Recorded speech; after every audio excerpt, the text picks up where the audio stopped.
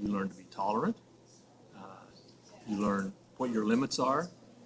Uh, you learn to be a friend and a colleague and a fellow traveler. And you learn what you're capable of. I think it opens your eyes to what design can be.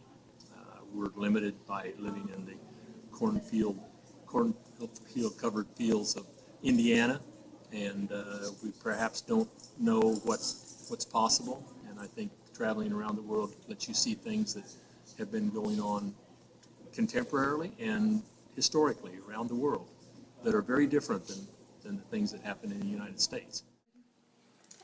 What was the weirdest thing that you ate or saw? Well, I don't like fish, so for me, like, I promised myself I would try all the fishes, but I didn't like any of them. But we also ate kangaroo, so it was kind of weird. What was the most memorable sight or experience you had while you were there? Well, I guess before scuba diving, it was, I don't know, it's just that was probably the most amazing thing that I saw. Also, we went to New Zealand for the last week, and some of the hiking trails there came to like probably the most memorable places that we hiked to would have been in New Zealand. I took a couple of classes, mostly in German and history, and then part of my study abroad experience was that I had to work in an English library for 10 hours a week, so I did that as well.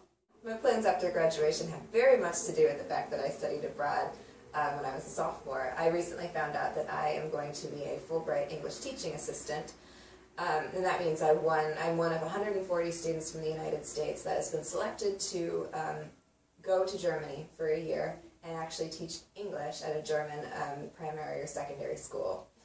Where are you guys going on your study abroad trip?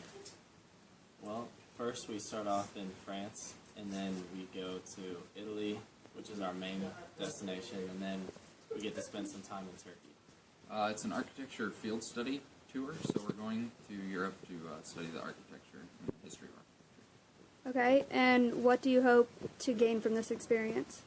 Well, for myself, I just want to learn as much as possible about the history, the rich history that's in Europe, and also just new ways of thinking or different ways of thinking versus what we get to see in the United States.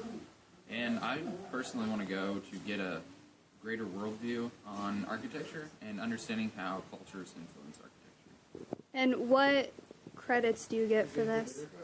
We get half of a studio credit and an elective credit for architecture.